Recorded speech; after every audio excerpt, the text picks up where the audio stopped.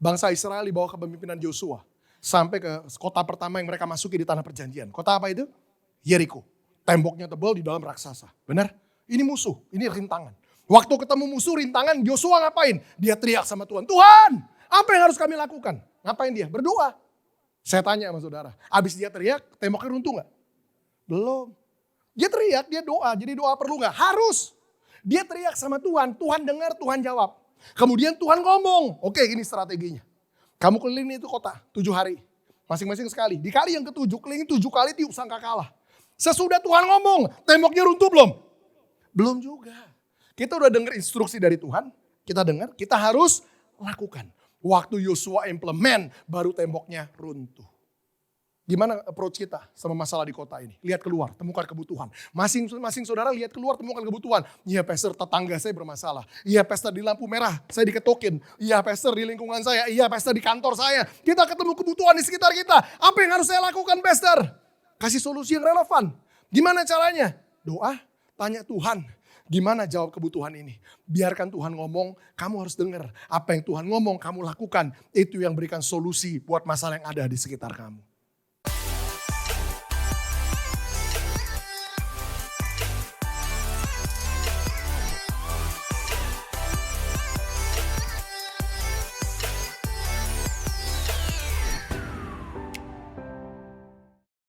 Sekali lagi shalom semuanya, selamat pagi. Senang sekali hari ini kita bisa kumpul semua di tempat ini. Nah sebelum saya mulai, saya mau sekali lagi minta maaf. Karena pagi ini saya gak bisa ngikutin, saya diberikan tema. Tapi saya bergumul sangat. Karena terus terang saya gak punya pesan sama sekali di seputar tema itu. Jadi saya minta maaf sekali saya gak bisa ngikutin tema bulanan saudara. Tapi terlepas dari itu saya berdoa benar-benar Tuhan, apa yang Tuhan mau saya taruh di tempat ini, benih apa, pesan apa yang Tuhan mau saya sampaikan di tempat ini. Dan secara kuat Tuhan taruh satu pesan ini, dan saya berharap, saya berdoa pesan ini jadi satu benih yang ditaruh, yang ditabur di gereja ini, yang saya berdoa gini, punya impact yang panjang ke depan. Ini yang saya percaya Tuhan mau berusaha untuk masukkan dalam kita. Saya percaya bahwa hari-hari ini Tuhan sedang berusaha bangkitkan gerejanya atau orang-orang percayanya, orang-orang yang dia tebusnya, gereja yang berdampak. Saya percaya hari-hari ini Tuhan mau bangkitkan gerejanya yang berdampak. Apa artinya berdampak? Punya pengaruh. Apa artinya berdampak? Jadi terang. Apa artinya berdampak? Kita jadi garam. Apa artinya berdampak? Kita bawa pengaruh kerajaan buat lingkungan di sekitar kita, buat kota kita, dan buat bangsa kita. Dan dengan cara yang sama saya percaya kalau Tuhan tanam gerejanya di tempat ini, pastor kita gereja baru. Saya percaya DNA gereja harus benar. Kalau Tuhan taruh gerejanya di tempat ini, agenda Tuhan bukan sekedar mau banyak-banyakin gereja, mau tambahin satu ibadah lagi. Tapi saya percaya Tuhan tanam gerejanya di tempat ini. Kenapa? Karena Tuhan mau latih orang-orang dari tempat ini untuk bergerak keluar dan berdampak. Gereja harus berdampak, gereja harus bawa pengaruh. Saya dengar angka statistik ini beberapa tahun yang lalu. Amerika Serikat itu dikenal sebagai negara Kristen. Amerika Serikat punya 50 negara bagian. Kalau saudara tanya di 50 negara bagian di Amerika Serikat, mana negara bagian yang angka kekristenannya paling tinggi? Ada yang tahu kira-kira jawabannya? Jawabannya simple, Dallas, Texas. Kenapa? Itu tempat di mana mega church semua hadir di situ. Gereja-gereja raksasa hadir di tempat itu. Tapi yang menarik begini, kalau saudara juga tanya pertanyaan yang lain. Dari 50 negara bagian di Amerika Serikat. Di negara bagian mana kira-kira yang angka kriminalitasnya paling tinggi? Kira-kira ada yang bisa tebak negara bagian mana? Dallas, Texas. Bisa lihat korelasinya? Angka kekristenannya atau church goernya, pengunjung gerejanya itu paling tinggi di Dallas, Texas. Tapi di saat yang bersamaan ibu kota negara bagian tersebut, negara bagian yang angka kriminalitasnya juga paling tinggi. Apa artinya? Gereja hadir di kota itu tanpa memberikan pengaruh, tanpa memberikan dampak buat lingkungan di sekitarnya. Di Indonesia gereja bisa banyak, Tapi pertanyaannya bukan berapa banyak gereja kita. Bukan berapa banyak jemaat kita. Pertanyaan yang lebih penting yang kita harus berani tanya adalah begini. Seberapa berubah kota kita? Seberapa berubah bangsa kita? Oleh karena kehadiran gereja di tempat itu. Karena kalau gerejanya banyak dan jemaatnya banyak, tapi pengaruhnya nggak ada. Maka di mata Tuhan, gereja itu nggak ada gunanya ditaruh di tempat itu. Maka saya berdoa pagi hari ini bahwa Rumah Harmoni ditanam Tuhan di tempat ini. Bukan sekedar untuk memperbanyak jumlah gereja. Bukan sekedar untuk menambahkan jumlah jemaat, tapi Rumah Harmoni Tuhan tanam di tempat ini supaya ini bisa jadi salah satu gereja yang ikut berdampak mempengaruhi kota kita dan mempengaruhi bangsa kita. Amin. Nah, pagi ini saya mau ajak kita belajar sama-sama. Gimana caranya, Pastor, untuk gereja bisa berdampak. Saya mau ajak kita untuk lihat satu cerita dalam Alkitab. Cerita ini cerita yang familiar. Kita semua tahu cerita ini dalam Alkitab, tapi sayangnya cerita ini seringkali dipakai untuk khotbahkan pesan-pesan yang lain. Yang maaf, saya harus ngomong sebagian besar dari pesan-pesan itu kurang tepat. Nah, saya mau tunjukin dulu ayatnya. Kita buka sama-sama Yohanes pasal yang ke-6. Yohanes pasal yang ke-6. Saya mau ajak kita lihat dari ayat yang pertama sampai ayat yang ke-15. Cerita tentang gimana Tuhan pakai seorang anak kecil untuk bisa kasih makan 5.000 orang. Saudara cukup familiar dengan cerita itu. Karena ceritanya panjang, izinkan saya bacakan aja ceritanya. Saya mau saudara minimal tangkap kerangka ceritanya. Baru nanti dari sini kita akan bedah sama-sama. Yohanes pasal yang ke-6 dimulai dari ayat yang pertama. Alkitab katakan begini. Sesudah itu, Yesus berangkat ke seberang danau Galilea yaitu danau Tiberias. Orang banyak berbondong-bondong mengikuti dia karena mereka melihat mujizat-mujizat penyembuhan yang diadakannya terhadap orang-orang sakit. Dan Yesus naik ke atas gunung dan duduk di situ dengan murid-muridnya. Dan Paskah hari raya orang Yahudi sudah dekat. Ketika Yesus memandang sekelilingnya dan melihat bahwa orang banyak berbondong-bondong datang kepadanya, berkatalah ia kepada Filipus, "Di manakah kita akan membeli roti supaya mereka ini dapat makan?" Hal itu dikatakannya untuk mencobai dia, sebab ia sendiri tahu apa yang hendak dilakukannya. Jawab Filipus kepadanya, "Roti seharga 200 dinar tidak akan cukup untuk mereka ini, sekalipun masing-masing mendapat sepotong kecil saja." Seorang dari murid-muridnya yaitu Andreas, saudara Simon Petrus berkata kepadanya, "Di sini ada seorang anak yang mempunyai 5 roti jelai dan 2 ikan. Tetapi apakah artinya itu untuk orang sebanyak ini?" Kata Yesus, "Suruhlah orang-orang itu duduk. Adapun di tempat itu banyak rumput, maka duduklah orang-orang itu kira-kira 5.000 laki-laki banyaknya." Lalu Yesus mengambil roti itu, mengucap syukur dan membagi-bagikannya kepada mereka yang duduk di situ. Demikian juga dibuatnya dengan ikan-ikan itu sebanyak yang mereka kehendaki. Dan setelah mereka kenyang, ia berkata kepada murid-muridnya, "Kumpulkanlah potongan-potongan yang lebih supaya tidak ada yang terbuang."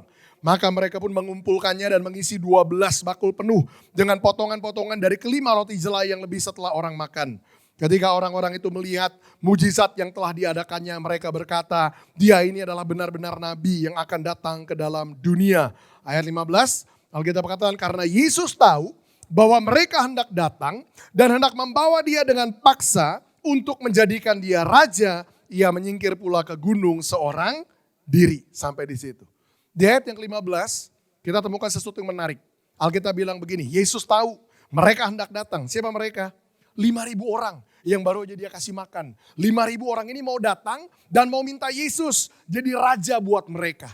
Kemudian Alkitab katakan Yesus menyingkir seorang diri, dia naik ke atas gunung. Di akhir cerita ini kita temukan satu fenomena yang zaman sekarang kita udah jarang jumpai. Apa? Banyak orang datang sendiri, bahkan mereka yang ngotot, mereka yang maksa. Kami mau Yesus jadi raja buat kami. Zaman sekarang kita temukan sulit kita menawarkan Yesus ke orang. Kita berusaha nginjilin orang, menangkan jiwa dan lain-lain. Ya susah, kita ditolak, kita diusir, orang gak mau ngomong sama kita. Tapi dalam cerita ini saya temukan ada sesuatu yang luar biasa. Hari ini, kalau gereja di tempat ini, saudara di tempat ini bisa nangkap prinsip-prinsip yang berlaku di dalamnya. Saya percaya gereja di tempat ini pun kelak akan bisa punya kemampuan untuk bisa tarik banyak orang datang. Dan mereka yang datang akan minta Yesus jadi raja buat mereka. Menariknya metodenya bukan dengan bikin entertainment di gereja.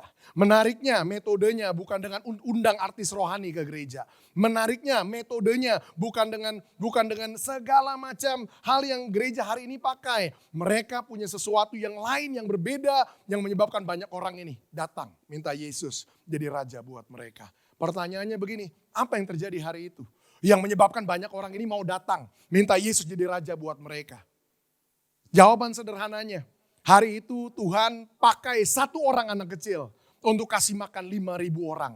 Dan lewat 5.000 orang ini yang diberi makan, yang kebutuhannya terpenuhi. Orang banyak ini kemudian datang minta Yesus jadi raja buat mereka. Ada seorang anak kecil yang Tuhan pakai untuk kasih makan 5.000 orang. Saya mau bicara sedikit tentang anak kecil ini. Kenapa anak kecil ini jadi menarik? Karena saya percaya anak kecil dalam cerita ini melambangkan saudara dan saya, gereja Tuhan. Saudara tanya apa hubungannya kita sama anak kecil, Pastor? Well, bukankah seringkali gereja mengidentifikasi dirinya sebagai begini? Kita kan cuma kelompok yang kecil. Kita kan cuma kaum minoritas. Kita kan gak punya sumber daya yang berlimpah-limpah. Kita kan gak punya uang yang banyak. Kita kan gak punya apa-apa.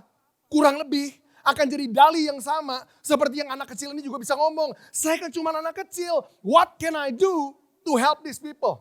Tapi menariknya begini. Sekalipun dia kecil dan terbatas, Tuhan bisa pakai hidupnya untuk punya dampak yang besar. Dan hari ini, biar ini jadi benih nubuatan pesan Tuhan juga buat gereja di tempat ini. Sekalipun saudara mulai kecil hari ini, diizinkan Tuhan bersama dengan saudara, pakai hidup saudara untuk punya dampak yang besar atas kota ini dan atas bangsa ini. Ingat, sekalipun kecil, dia dipakai sama Tuhan, kasih makan 5.000 orang. Satu kali saya pernah khotbah gini, ada satu orang bapak komplain. Pastor, saya protes. Oh kenapa Pak? Protes. Iya Pastor, karena saya gak setuju yang Pastor ngomong. Anak kecil dipakai kasih makan 5.000 orang. Loh kenapa begitu Pak? Karena menurut saya yang kasih makan 5.000 orang itu bukan anak kecil. Loh siapa? Tuhan Yesus Pastor. Kenapa Bapak bilang begitu? Karena Tuhan Yesus yang melipat gandakan 5 roti dan 2 ikan sehingga 5.000 orang bisa makan. Benar? Saya bilang benar Pak, saya juga setuju itu. Tapi saya mau tanya Pak, yang kasih 5 roti dan 2 ikan itu untuk dilipat gandakan itu siapa Pak? Siapa? Anak kecil. Kalau anak kecil ini gak lakukan bagiannya. Gak kasih 5 roti dan 2 ikan. Sekalipun Yesus sanggup melipat gandakan, gak ada yang bisa dilipat gandakan. Dan 5.000 orang gak bisa makan. Saudara nangkep prinsipnya? Memang kita percaya Tuhan Yesus pada akhirnya yang mau mengubah kota, mengubah bangsa. Tapi lihat ini baik, ada porsi kita sebagai anak kecil. Sebagai gereja yang kecil dengan keterbatasan. Ada bagian yang kita harus perankan, yang kita harus mainkan. Bahwa bersama dengan Tuhan kita bisa punya dampak yang besar. Sekalipun mungkin hari ini kita terbatas. Anak kecil ini dipakai sama Tuhan, kasih makan 5.000 orang. Nah pertanyaannya gini, gimana caranya Pastor? Kok bisa ya anak kecil ini dipakai sama Tuhan untuk kasih makan 5.000 orang. Ada 3 hal saya percaya yang anak kecil ini lakukan yang menyebabkan dia bisa kemudian dipakai sama Tuhan kasih makan 5.000 orang. Ada 3 hal yang sama yang saya percaya gereja di tempat ini harus siap lakukan kalau saudara mau dipakai sama Tuhan untuk bisa punya dampak yang besar. Ada berapa hal? 3.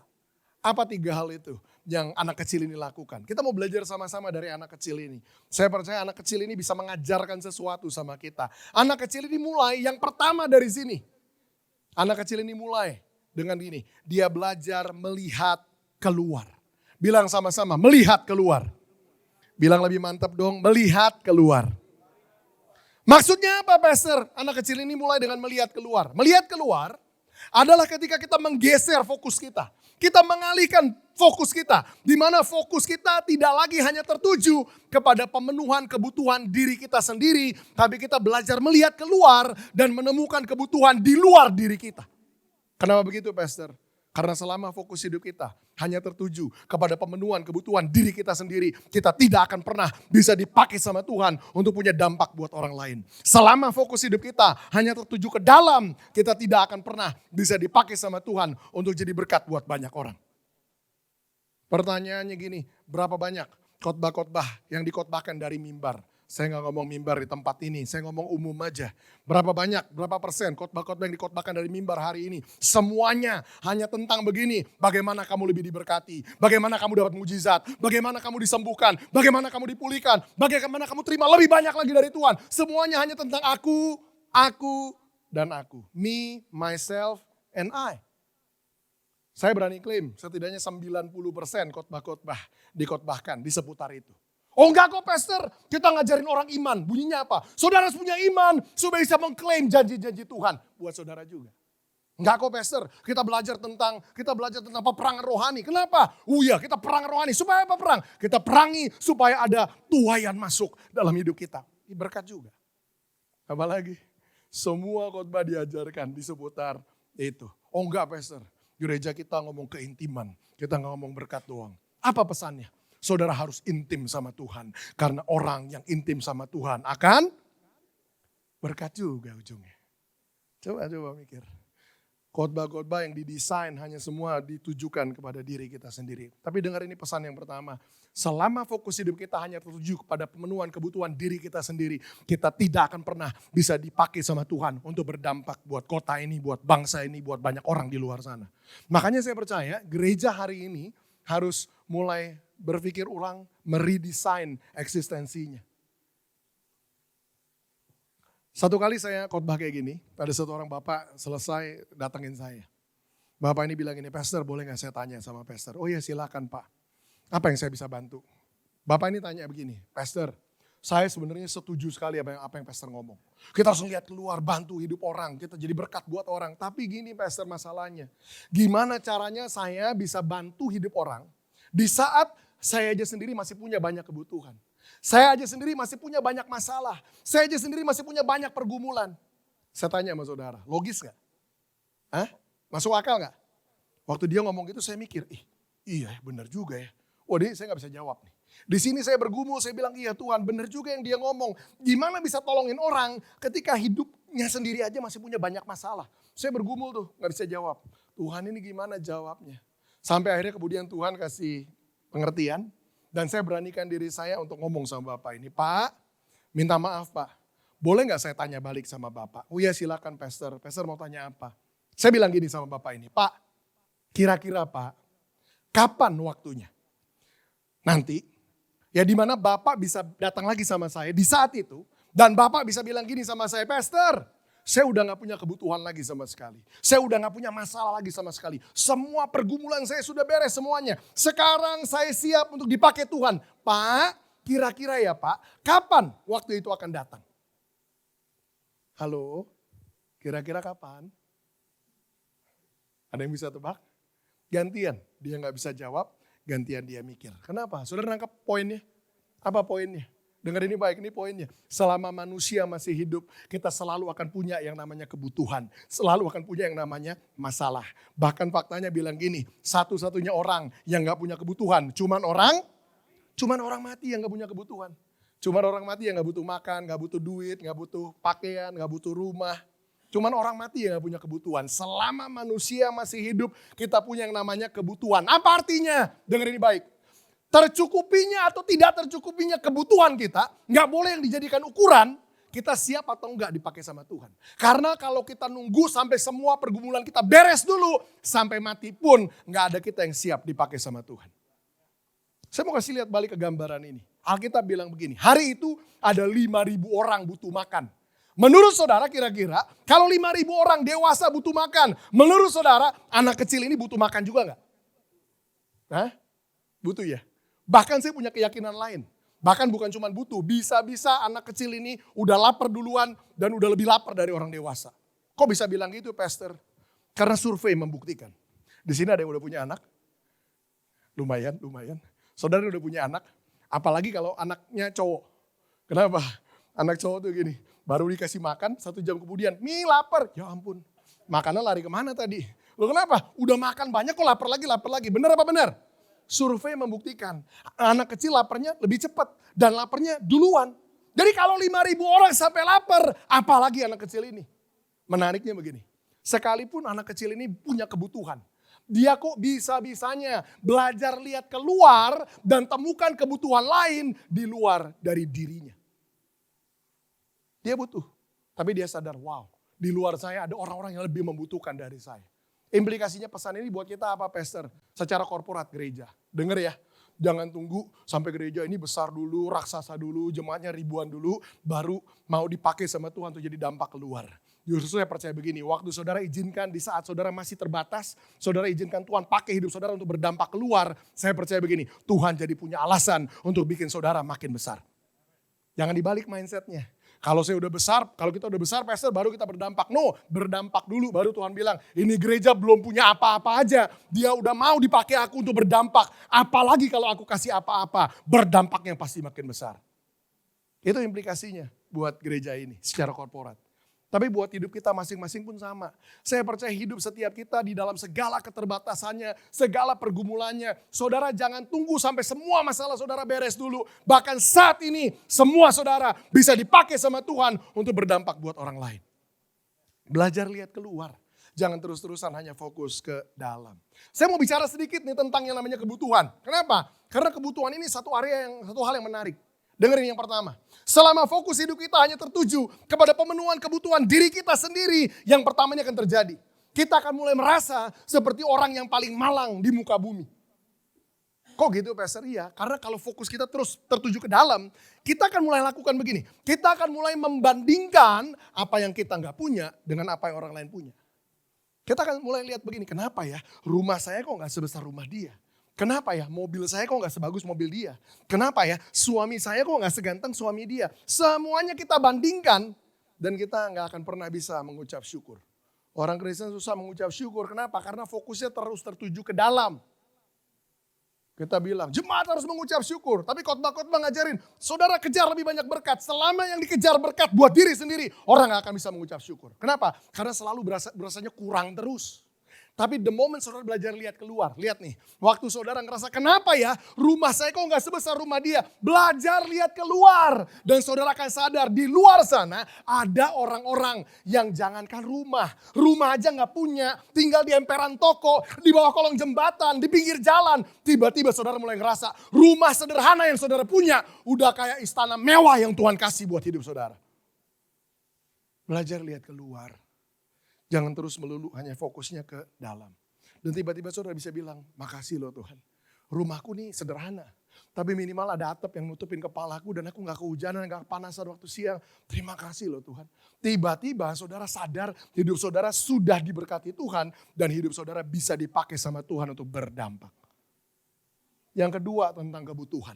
Selama fokus hidup kita hanya tertuju kepada pemenuhan kebutuhan diri kita sendiri. Yang kedua, kita tidak akan pernah kehabisan yang namanya kebutuhan. Itu kan udah tadi Pastor, udah. Saya mau ulang lagi aja biar lebih mantap. Tapi saya mau kasih ilustrasi nih. Ilustrasinya adalah tentang satu orang yang baru lulus kuliah. Di sini banyak anak muda kan. Ini tentang satu orang yang baru lulus kuliah. Orang yang baru lulus kuliah kurang lebih doanya begini. Tuhan, terima kasih Tuhan. Selama 4 tahun kau sudah memberkati aku bisa kuliah dengan baik. Sekarang aku dapat nilai yang bagus, sudah dapat gelar. Aku butuh pekerjaan Tuhan, tolong bukakan pintu dan berikan aku pekerjaan. Amin.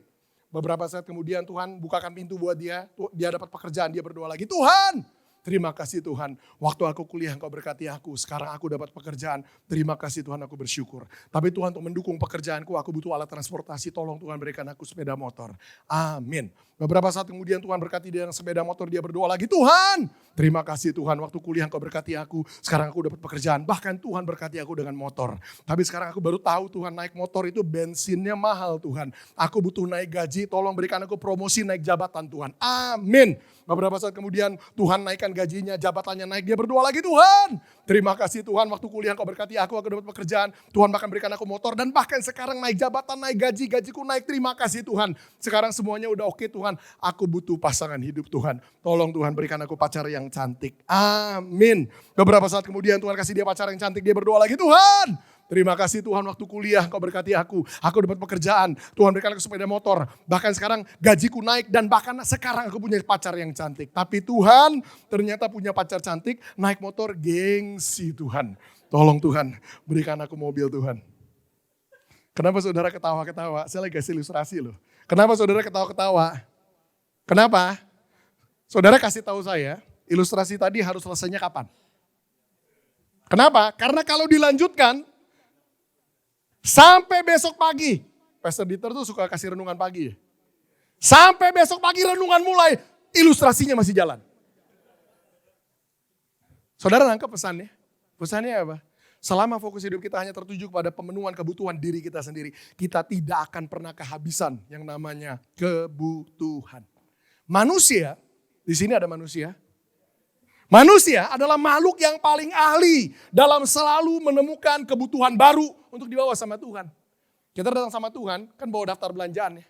Tuhan, aku butuhin nomor 1, nomor 2, nomor 3. Oh, nomor 3 udah, makasih loh Tuhan. Nomor 3 udah, tapi tenang, masih banyak yang lain Tuhan. Nomor 4, nomor 5, nomor 6. Bahkan ini habis pun kita bisa selalu cari yang lain. Jalan kaki minta sepeda motor, dikasih motor minta mobil. Mobil sederhana minta mobil mewah. Sampai mobil paling mewah kamu punya, kamu minta pesawat terbang, minta kapal pesiar. Sampai kamu dikasih planet sekalipun, rasanya masih kurang.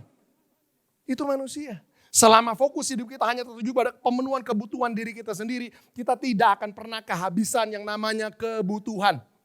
Saya mau yang jadi drive, yang menjadi dorongan dari gereja di tempat ini. Bukan sekedar jemaatnya yang dibikin makin makmur, makin sejahtera, makin kaya, dan semuanya hanya berakhir di sini. Enggak, gereja harus berdampak keluar. Gereja harus punya pengaruh keluar. Belajar lihat keluar.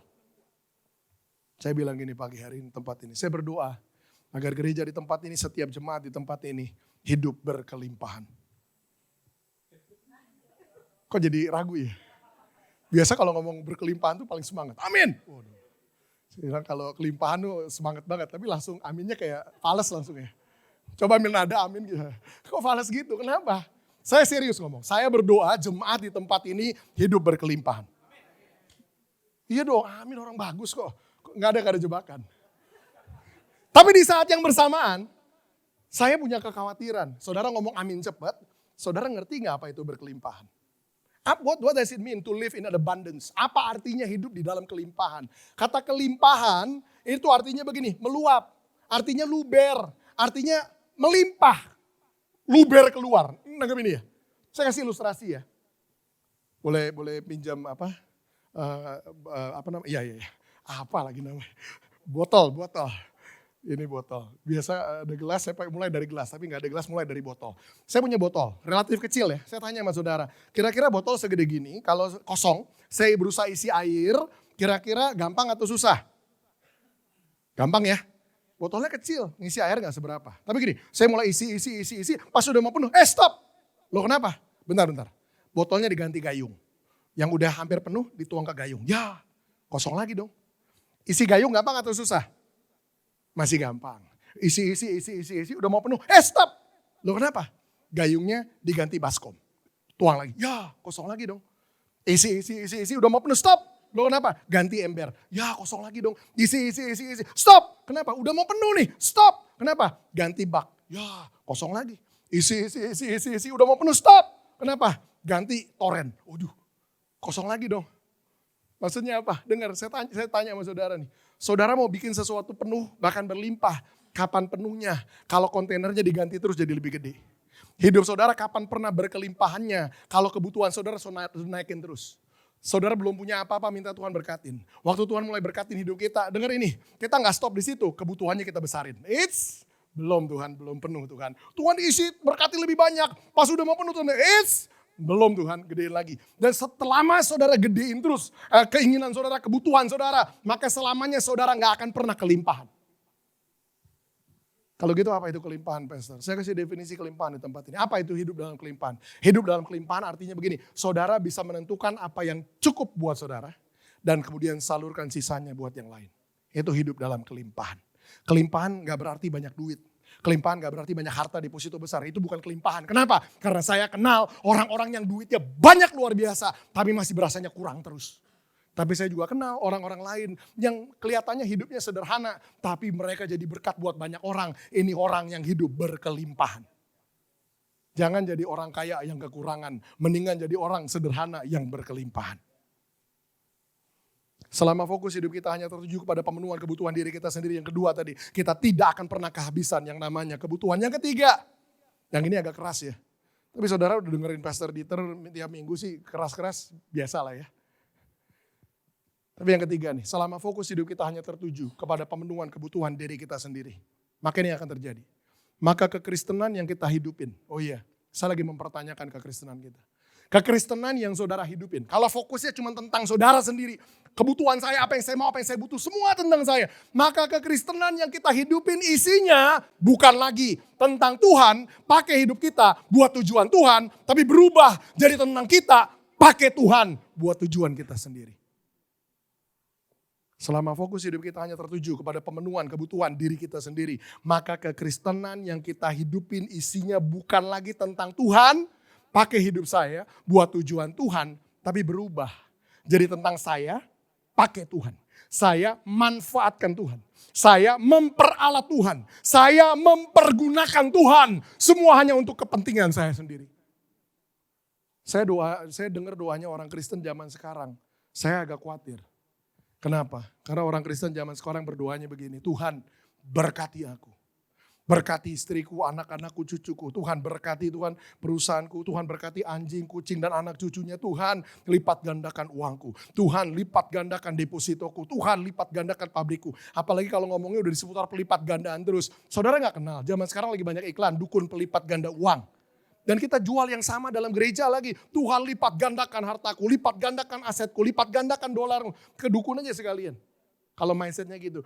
Tuhan bukakan jalan di hadapanku. Halau musuh dari hadapanku. Kerjakan ini bagiku, kerjakan itu bagiku. Kenapa saya concern dengar orang Kristen yang doanya kayak begitu? Karena dalam gambaran tadi saya mempertanyakan. Siapa yang jadi Tuhan, siapa yang jadi hamba? Kenapa lebih banyak kita yang ngatur Tuhan, apa yang Tuhan harus lakukan buat kita, daripada Tuhan yang kasih tahu kita apa yang kita harus kerjakan buat dia. Gambarannya bergeser, gambarannya berubah, gambarannya menyimpang, dan gambarannya melenceng. Kekristenan hari-hari ini kebanyakan cuma dicetak jemaat yang diajar untuk semakin memanfaatkan Tuhan, semakin memperalat Tuhan. Pergunakan alat ini yang namanya iman, supaya apa? Supaya hidupmu lebih diberkati lagi.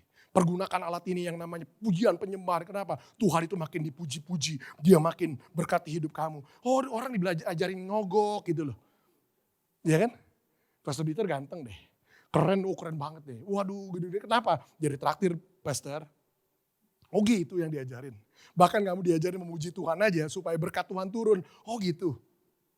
Come on. What have we done with our Christianity? Kekristenan kita hari ini kita apain? Saya bilang gini, yuk yang pertama kalau Tuhan mau pakai hidup saudara gereja ini untuk jadi gereja yang berdampak. Yang pertama kita harus mulai dari sini. Kita harus mulai dari belajar melihat keluar. Bilang lagi sama-sama, melihat keluar. Ini waktunya. Setiap kita mulai belajar lihat keluar dan temukan begini. Temukan kebutuhan di luar diri kita. Satu orang hamba Tuhan terkenal namanya Bill Wilson. Bill Wilson adalah seorang hamba Tuhan yang membangun gereja anak terbesar di dunia. Gereja anak terbesar di dunia ini lokasinya itu di satu tempat di Amerika namanya Bronx. Bronx itu ya kalau daerah kota gini 11-12 mungkin Mangga Besar gitu ya. Itu lokasi red district, itu parah. Pembunuhan ada tiap hari di sana, Bronx. Tapi dia berhasil bangun gereja anak terbesar di dunia di situ.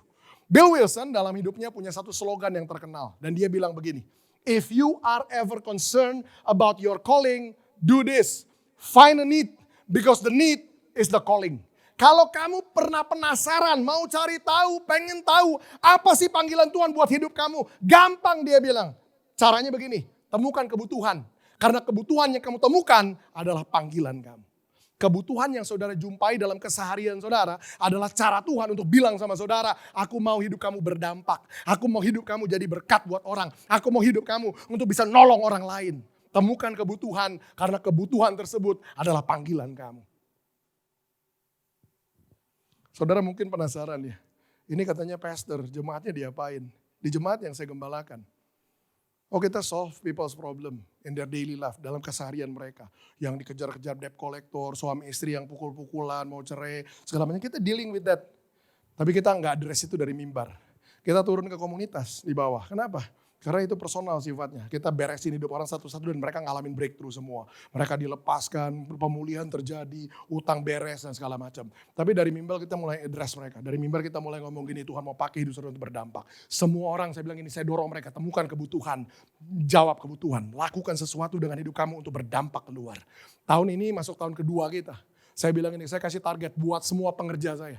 Pengerja targetnya bukan bikin makin banyak event, bikin makin banyak KKN, makin banyak acara. Enggak, saya bilang gereja kebanyakan acara. Kita mau jemaat berdampak, tapi semua acara dibuat di dalam. Senin pertemuan ini, Selasa, Rabu, Kamis, Jumat, Sabtu. Mau berdampaknya kapan? Bahkan istri aja udah komplain. Mi, kamu kok di gereja terus? Suaminya komplain. Mi, kamu kok di gereja terus? Padahal kita bilang mau berdampak, boro-boro berdampak. Di keluarga aja udah jadi komplain. Saya nggak bikin banyak acara di dalam. Saya bilang begini, semua pengerja, tahun ini targetnya, semua pekerja harus melahirkan ministry. Ada satu orang pekerja, saya bilang ini ketua departemen musik kita. bilang gini, Pastor, dari dulu saya punya hati buat anak-anak jalanan, bikin sekolah anak jalanan. Awal tahun ini mulai yayasan dia. Ada 100 anak lebih sekarang dibantu di yayasannya Jakarta Selatan. Anak-anak jalanan sekolah gratis semuanya. Itu satu orang. Satu orang lagi anak muda bilang begini, Pastor, saya kok punya beban buat orang-orang tua ya Pastor, UMAS. Maksudnya gimana? Di lingkungan saya banyak orang-orang tua yang anak-anaknya udah pada kerja, berhasil kemana-mana. Orang tuanya ditinggal di rumah, kesian banget. Terus kamu mau ngapain? Boleh gak saya layani? Saya kumpulin mereka, ibadah buat mereka. Itu dimulai 4 bulan yang lalu. Hari ini udah hampir 100 orang terkumpul di situ. Orang tua semua. Saya khotbah di UMAS itu paling semangat. Kenapa? Itu udah kayak anak sekolah minggu. Excited dia bukan main. Itu ministry kedua lahir. Satu-satu ministry kayak gitu lahir dari dalam. Tahun ini saya bilang semua pengerja harus lahirkan ministry. Tapi Pastor kalau bikin ministry di luar, pelayanan di dalam itu gak bisa kepegang gimana. Lepasin yang di dalam, berdampak keluar. Di dalam selalu ada orang yang bisa gantikan posisi kamu. Apa susahnya saya bilang jadi koordinator ibadah raya. Kamu ngurusin AC, lampu, sound system dan segala macam. Udah gampang, bisa digantikan, SOP-nya ada, berdampak keluar. Semua harus berdampak keluar, semua harus berdampak keluar. Oh gitu Pastor, desain gerejanya. Iya, kita bikin gereja yang berdampak keluar. Yang kedua, sesudah kita belajar melihat keluar, anak kecil ini mulai lihat keluar. Dia gak cuma fokus sama kebutuhannya, dia lihat keluar. Aduh, ada 5.000 orang butuh makan. Apa yang kemudian dilakukan? Sesudah kita lihat keluar, Pastor. Yang kedua, sesudah lihat keluar, kemudian anak kecil ini melihat ke dalam. Bilang sama-sama, melihat ke dalam. Ngomongnya lebih mantap dikit, melihat ke dalam. Ingat ya, melihat ke dalam hanya boleh dilakukan sesudah melihat ke luar. Jadi sesudah temukan kebutuhan di luar diri kita, baru lihat ke dalam. Apa yang kita lakukan waktu lihat ke dalam? Melihat ke dalam adalah waktu kita tanya sama diri kita sendiri. Apa yang saya bisa lakukan untuk menjawab kebutuhan yang ada? Apa yang saya bisa tawarkan? Solusi apa yang saya bisa berikan untuk menjawab kebutuhan yang ada? Itu namanya melihat ke dalam. Dalam melihat ke dalam, ingat prinsip ini. Just pitying will never solve the problem. Sekedar mengasihani tidak akan pernah bereskan masalah. Sayangnya orang Kristen tuh seringkali kuat dalam karunia kesian. Di sini komselnya namanya apa? Friend. Oh keren. Saudara lagi kumpul ya di komsel. Friend, lagi kumpul di friend. Satu orang mulai cerita, gue mau cerita nih, gue mau cerita. Ada apa? Aduh kemarin ya gue di lampu merah situ kesian banget loh. Kenapa? Ada satu orang minta-minta. Dia gak punya tangan, dua-duanya buntung. Dia minta-minta. Yang lain respon. Wah kesian ya. Waktu yang satu dikesianin gini, yang satu sebelahnya gak mau kalah. Entar dulu, itu mah belum apa-apa. Gue di waktu yang lain lagi, di lampu merah yang satu lagi, gue lihat lebih parah lagi. Kenapa? Dia juga minta-minta, gak punya tangan, gak punya kaki. Yang lain respon, wah kesian ya. Yang satu lagi denger gitu gak mau kalah. Dia ngomongin, itu juga belum apa-apa. Gue di lampu merah yang satunya lagi, gue lihat lebih parah lagi. Dia juga minta-minta, gak punya tangan, gak punya kaki, gak punya kepala. Ya udah terserah lo ya. Tapi suruh nangkep poinnya ya. Banyak kali begini. Banyak kali kita cuma meresponi kebutuhan dengan kesian ya. Kesian ya. Saudara cuma kesianin bangsa ini gak akan pernah berubah karena saudara kasihanin. Bangsa ini gak butuh kita kasihani. Bangsa ini butuh kita tolong. Orang susah gak butuh dikasihani. Orang susah butuh kita tolong. Sekedar mengasihani gak akan pernah mengubah apa-apa. Yang lain, yang kedua nih tentang melihat ke dalam. Saudara harus ngerti prinsip ini. Tadi Bill Wilson yang saya kutip bilang gini, if you are ever concerned about your calling, kalau kamu mau tahu panggilan hidup kamu apa, gampang. Temukan kebutuhan, karena kebutuhan itu adalah panggilan kamu. Waktu saudara lihat keluar dan temukan kebutuhan, ngerti ini. Kebutuhan itu Tuhan tunjukkan sama saudara. Kenapa? Karena Tuhan mau saudara yang jawab kebutuhan itu. Bukan orang lain. Berapa banyak dari kita waktu temukan kebutuhan, pikiran kita jalan kayak begini. Aduh, ini kalau Pastor Dieter nih ada di sini pasti dia bisa tolong. Halo? Tetangga kita curhat. Kita mikir gini, aduh, ini kalau Pastor Abimanyu Pastor bukan? Calon ya. Pembicara juga. Ini kalau Abimanyu ada di sini, dia pasti bisa konseling. Saya gak kenal siapa lagi yang lain, jadi saya sebut yang saya tahu aja. Tapi gini, poinnya simpel. Waktu kita temukan kebutuhan, seringkali otak kita jalalatan bilang gini, ini kalau aja dia ada di sini bisa tolong. Aduh kalau aja orang ini bisa tolong. Lihat ini baik, anak kecil ini lihat keluar. Wah, 5.000 orang butuh makan. Dia gak jalalatan cari begini, mana orang kaya, mana orang kaya. Mana pabrik roti, mana. Kalau ada orang kaya ini pasti bisa tolong. Enggak, waktu dia temukan kebutuhan di luar dirinya, dia lihat ke dalam, tanya sama dirinya. Apa yang saya punya, yang saya bisa tawarkan untuk menjawab kebutuhan yang ada. Ingat prinsipnya, kalau Tuhan kasih lihat saudara masalah itu, berarti Tuhan mau saudara yang beresin masalah itu. Bukan gembalamu, bukan orang lain yang kamu kenal, bukan ketua friendmu, bukan. Tuhan mau saudara, Tuhan mau pakai hidupmu untuk berdampak keluar. Lihat ke dalam, tanya sama diri saudara apa yang saudara punya, yang saudara bisa tawarkan untuk menjawab kebutuhan yang ada. Yang menarik waktu anak kecil ini lihat ke dalam. Dia temukan dia punya 5 roti dan 2 ikan. Pertanyaannya apa itu 5 roti dan 2 ikan? Kita nih saking familiarnya dengan cerita ini, kita skip bagian ini dengan gampang. 5 roti 2 ikan, 5 roti 2 ikan, 5 roti 2 ikan. Kita gak mikir lagi 5 roti 2 ikan itu artinya apa sih? Setidaknya ada 2 pengertian. Apa itu 5 roti dan 2 ikan? Yang pertama, 5 roti 2 ikan. Waktu dia lihat, wow 5.000 orang butuh makan. Dia lihat ke dalam, saya punya apa?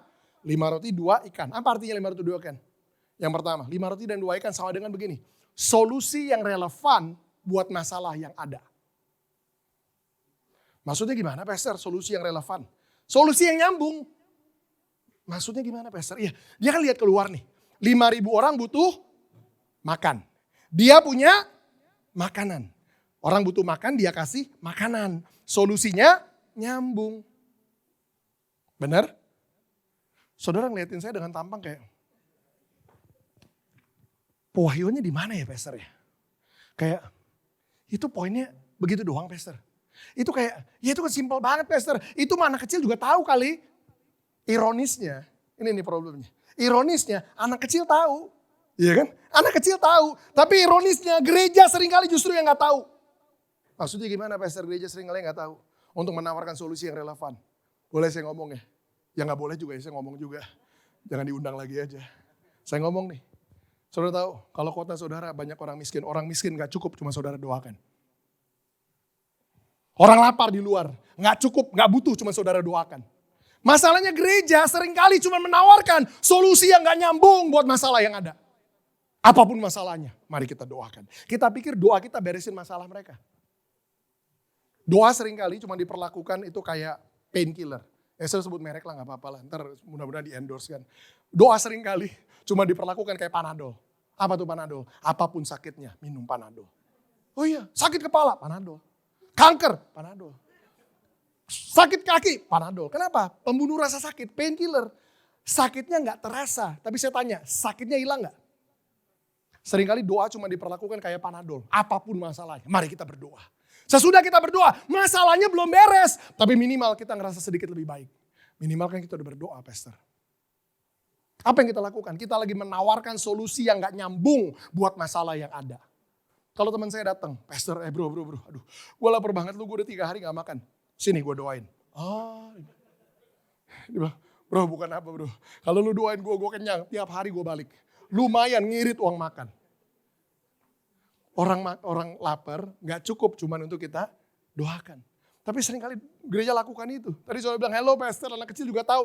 Iya anak kecil tahu, tapi gereja seringkali gak tahu. Kita kasih banyak solusi yang gak nyambung buat kota ini. Kita berharap kota ini berubah, tapi kita gak lakukan apa-apa buat kota ini.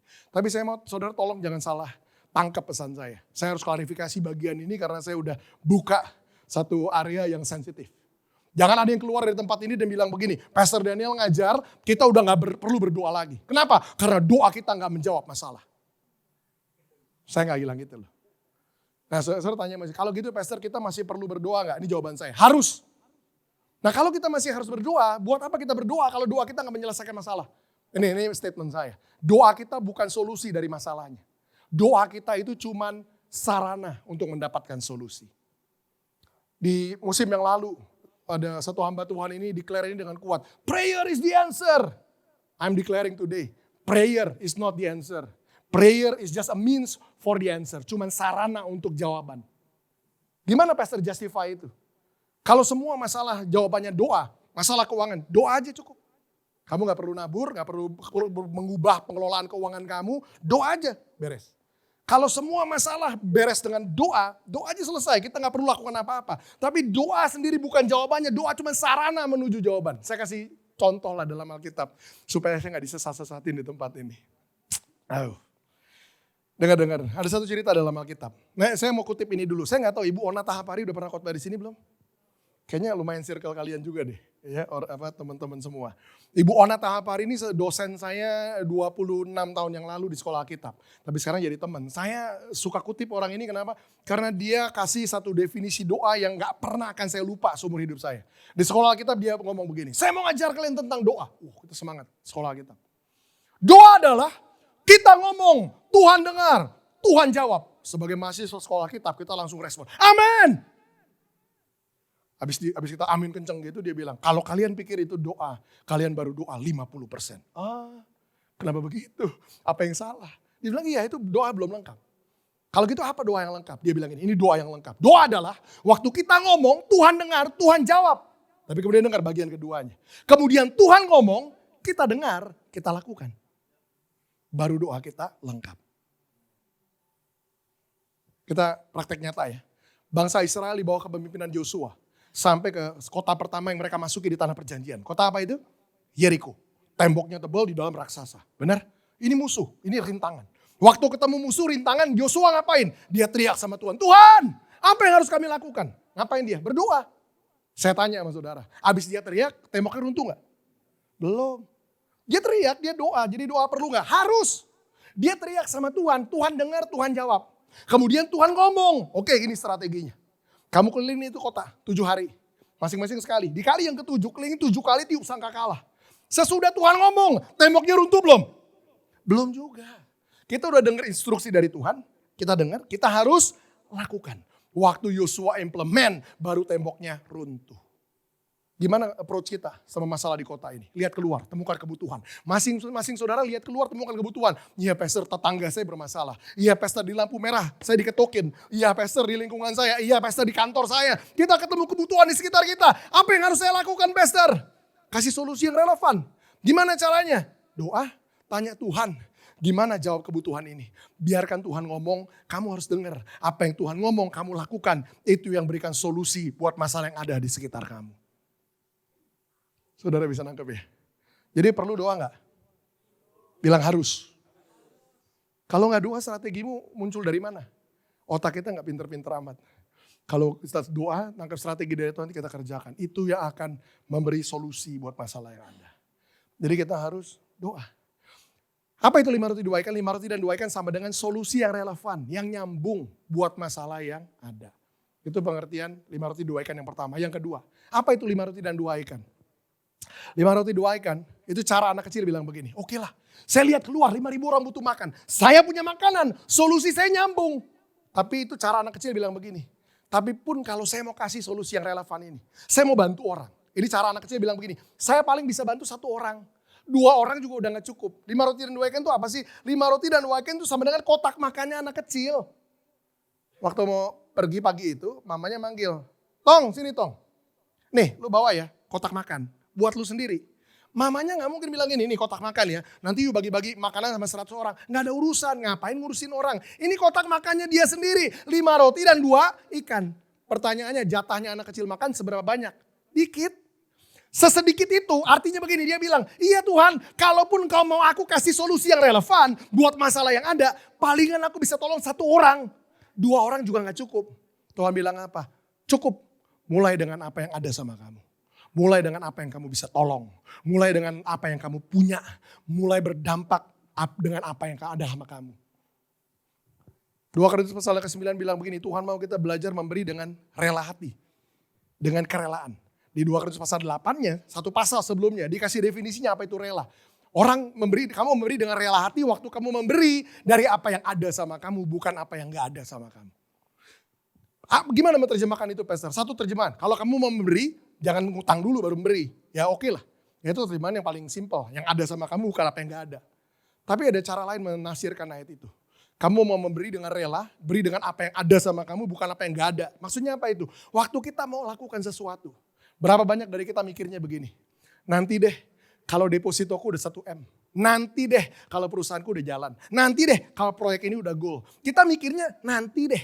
Saya tanya, yang nanti-nanti ini udah ada belum? Belum ada. Kamu mau beri bukan berdasarkan apa yang ada tapi apa yang gak ada. Makanya kamu gak akan beri. Kamu gak akan lakukan apa-apa hari ini. Karena kamu punya iming-iming nanti kalau udah sampai di situ. Dengar, jangan tunggu sampai kamu punya banyak. Mulai dengan apa yang ada sama kamu. Kamu bisa bantu hari ini dari satu orang, bantu satu orang, bantu dua orang. Justru waktu kita mulai pakai apa yang kita punya dan berdampak secara kecil. Tuhan bilang gini, waduh ini orang belum punya apa-apa aja. Dia udah izinkan aku pakai hidupnya berdampak. Apalagi dia punya apa-apa. Aku punya alasan untuk memberkati hidupnya lebih lagi. Saya gak against berkat. Tapi saya punya definisi lain tentang berkat. Berkat itu bukan kelimpahan yang Tuhan kasih buat hidup kita foya-foya dan hidup kita enjoy. No, kelimpahan adalah kemampuan yang Tuhan kasih untuk kita berdampak. Dan kalau kita bisa punya definisi yang sama Tuhan, semua yang Tuhan percayakan kita pakai untuk berdampak. Berdampak Tuhan bilang ini sinkron nih. Aku kasih kelimpahan banyak-banyak, nggak bakal mati dalam kelimpahannya dia. Justru dia akan jadi dampak makin besar. Saya percaya Tuhan punya alasan untuk melimpahkan kebaikannya lebih lagi dalam hidup saudara. Itu 5 roti dan 2 ikan. Kita mulai dengan apa yang ada sama kita. Pepatah Cina bilang begini, gimana caranya kamu pergi ribuan mil? Gampang, selangkah demi selangkah. Gimana caranya kamu makan gajah? Gampang. Segigit demi segigit. Kamu gak bisa caplok bulat-bulat. Gimana bereskan masalah yang besar yang ada di kota ini? Mulai dengan apa yang masing-masing kita bisa lakukan buat sekitar kita. Setiap kita bisa dipakai sama Tuhan untuk berdampak. Yang ketiga, yang terakhir. Bilang puji Tuhan. Pastor tahu aja kita udah mulai lapar, tahu-tahu. Minta maaf ya, di gereja kami saya khotbah tuh 2 jam, 2 jam setengah. 1 kali ibadah. Saya guru, saya ngajar. Saya ngajar makin dalam. Pesan ini harusnya 2,5 jam, tapi saya rangkum lah, jadi pendekkan dikit. Yang ketiga, sesudah kita lihat keluar, temukan kebutuhan di luar diri kita. Nggak fokus ke dalam. Terus kemudian melihat ke dalam, tanya apa yang bisa saya tawarkan buat kebutuhan yang ada. Yang ketiga, yang terakhir. Sesudah kita punya sesuatu yang kita mau tawarkan, Pastor, apa yang kita lakukan? Yang ketiga, anak kecil ini kemudian melihat ke atas. Bilang sama-sama, melihat ke atas. Apa itu melihat ke atas? Melihat ke atas adalah ketika kita membawa solusi kecil yang kita punya, kita bawa itu sama Tuhan. Percaya bahwa Tuhan sanggup melipat gandakannya. Melipat ganda terjadi di situ. Nih, looking up is when you expose your life's limitation to God's unlimited ability to flow His grace through your life. You are looking up. Apa itu artinya, Pastor? Bahasa Roh. Melihat ke atas adalah ketika kita memperhadapkan keterbatasan hidup kita kepada kemampuan Tuhan yang gak terbatas, yang sanggup melimpahkan kebaikannya, kasih karunia-Nya melalui hidup kita. Kita sedang melihat ke atas. Melihat ke atas adalah ketika kita sadar kita miskin tapi Tuhan kaya. Melihat ke atas adalah waktu kita sadar kita gak punya tapi Tuhan punya. Kita gak sanggup tapi Tuhan sanggup. Kita gak mampu tapi Tuhan mampu. Melihat ke atas adalah ketika gini. Ketika yang kecil yang kita bawa Tuhan siap untuk lipat gandakan. Buat jemaat Rumah Harmoni saya mau tes IQ-nya. Saya tanya. 1 dikali 10 sama dengan berapa? Bukan jebakan. 1 kali 10 berapa? 10. 0 dikali 1 miliar berapa? Bagus. 1 dikali 10 aja jadi 10. Bener ya? Tapi 0 biarpun dikali 1 miliar tetap 0. Hari ini saudara bilang, Tuhan paling aku bisa bantu 1 orang. It's okay. 1 orang yang saudara bantu. Waktu kebaikan Tuhan mulai mengalir melalui hidup saudara. Tuhan tambahkan kepercayaannya. Dari yang 1 jadi 2, 2 jadi 4, 4 jadi 8. Biarpun cuma saudara mulai 1 hari ini bantu orang.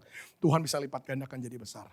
Tapi kalau hari ini saudara memilih untuk gak mulai lakukan apa-apa. 0. Biarpun Tuhan sanggup melipat gandakan. Dikali 1 miliar sekalipun 0 tetap 0. Nangkep ya? Artinya we really need to do something. Kita benar-benar harus mulai lakukan sesuatu yang konkret. Itu melihat ke atas. Melihat ke atas itu waktu kita sadar kita terbatas tapi Tuhan gak terbatas. Melihat ke atas itu waktu kita mempercayakan apa yang ada sama kita. Kita percaya Tuhan mau buat dampak yang besar. Catatan yang saya mau saudara tangkap. Kebanyakan orang khotbah 5 roti 2 ikan. Pesannya begini. Tuhan mau lipat gandakan uangmu. Lipat gandakan perusahaanmu. Lipat gandakan depositomu. Tadi saya udah ngomong kayak dukun pelipat ganda uang. Saya percaya dengar ini baik. Menurut saya pesan itu keliru. Malah cenderung sesat. Sekarang lagi ngetren yang sesat ya. Yang benar pesannya apa Pastor? Dengar, yang Tuhan mau lipat gandakan bukan asetmu. Yang Tuhan mau lipat gandakan dampakmu. Pengaruhmu yang Tuhan mau bikin besar. Bukan apa yang kamu punya. Tapi gimana kamu berdampak keluar. Saya mau kasih lihat gambaran ini yang terakhir. Lihat nih. Saya mau tanya sama saudara. Kapan sih pelipat gandanya terjadi sama anak kecil ini? Dia punya 5 roti dan 2 ikan. Saya tanya nih. Kira-kira 5 roti dan 2 ikan jadi banyak dulu baru dia bagi-bagi? Atau dia bagi-bagi dulu baru jadi banyak? Lihat ya, lihat gambarannya ya. Tuhan, aku punya solusi yang nyambung buat masalah yang ada. Aku punya makanan, tapi terbatas Tuhan. Ini paling cuma bisa bantu 1 orang loh Tuhan. 2 orang juga mungkin udah pas-pasan. Tuhan bilang ya udah gak apa-apa. Mulai dengan bantu 2 orang. Oke Tuhan siap. Lihat nih. Dia bawa yang terbatas ini. Tuhan, ini aku bantu nih. Satu orang aku bantu nih Tuhan. Lihat ya, ini aku bantu. Ya masih ada Tuhan. Tapi udah pas-pasan. Ini terakhir, benar-benar terakhir. Swear Tuhan, gak ada lagi nih Tuhan. Habis. Kita bantu orang kedua. Z orang kedua, siap. Beres Tuhan. Aku udah bantu dua-duanya. Sekarang udah kok gak habis? Bentar Tuhan, kayaknya kesalahan teknis. Salah ngitung kayaknya Tuhan. Ini kayaknya satu lagi cukup Tuhan. Bisa Tuhan. Bisa Tuhan, bisa. Oke, satu lagi Tuhan. Oke, satu lagi bantu orang yang ketiga. Udah, kali ini benar-benar habis. Gak mungkin salah lagi Tuhan. Habis ya Tuhan. Kok masih ada Tuhan? 1, 2, 3. Loh, gak logis nih. Harusnya 2 aja udah habis. 3, masih ada. Oke Tuhan. 4. Masih ada. 5. Masih ada. Saudara hari ini mungkin takut luar biasa mau jadi berkat buat orang. Aduh kalau aku jadi berkat pas-pasan nih. Aku gak punya lebih buat ini itu. Tapi gimana nih aku pas-pasan dong. Pas lihat, gak pas-pasan loh. Kok bisa bantu lebih banyak nih. Orang kedua saudara bantu. Waduh Tuhan bener loh ini udah maksain banget. Kok berkat ngalir makin deras. Ketiga, 4, 5. Sebelum saudara sadar, saudara bantu orang ke-10, saudara bantu orang ke-100, saudara bantu orang ke-1000. Terus gini, anugerah Tuhan gak pernah berhenti mengalir dalam hidup saudara. But if you never release what is in your hand. Tapi kalau saudara gak pernah lepaskan apa yang ada di tangan saudara. Tuhan gak punya alasan untuk melipat gandakan kepercayaannya dalam hidup saudara. Makanya kita bilang begini, ketika kamu setia sama perkara-perkara kecil, Tuhan percayakan perkara yang lebih besar. Saudara ingat ayat ini bilang begini, ada orang membagi-bagikan harta, dibuat makin kaya. Ada orang menghemat setengah mati, malah hidupnya miskin. Baru logikanya baru masuk ya, ngerti. Oh gitu pengertiannya. Ternyata bagi-bagi harta bukan bagi-bagi angpau, bukan. Kita jadi dampak. Waktu kita jadi dampak berkat Tuhan makin mengalir dalam hidup kita. Melihat ke atas, terakhir dari yang terakhir. Ini ilustrasi. Melihat ke atas itu seperti satu orang datang ke showroom mobil. Dia ketemu sama salesnya. Mas, saya mau beli mobil ini. Harganya berapa? Masnya bilang, murah kok Pak. Mobil ini cuma 500 juta. Bapak punya uang berapa? Yang nanya ini ngerogoh tangannya ke kantong. Dia keluarin 1 lembar yang warna merah. Berapa duit tuh? Kalau duit cepet ya. 100 ribu. Dia bingung. You mau beli 500 juta punya duit cuman 100 ribu. Ini gimana caranya? Nggak lama ada orang di belakang nyamperin. Dia neplok si emasnya. Plok. Tenang mas. Sisanya saya yang tutupin. Melihat ke atas adalah waktu saudara datang sama Tuhan dan bilang begini. Tuhan pakai aku untuk mengubah bangsa ini. Pakai aku untuk mengubah kota ini. Tuhan bilang, oke, apa yang kamu punya? Tuhan, saya cuma punya segini Tuhan. Saya paling bisa bantu 1 orang. Saya paling bisa bantu 2 orang hari ini. Tuhan bilang, tenang, cukup. Sisanya aku yang tutupin, kata Tuhan. Sisanya aku yang tutupin. Waktu kita bersedia kerja sama Tuhan. Tuhan siap untuk melimpahkan anugerahnya ke dalam dan melalui hidup kita. Hidup kita dipakai sama Tuhan untuk berdampak buat kota ini. Berdampak buat bangsa ini. Amin. Yuk kita berdoa.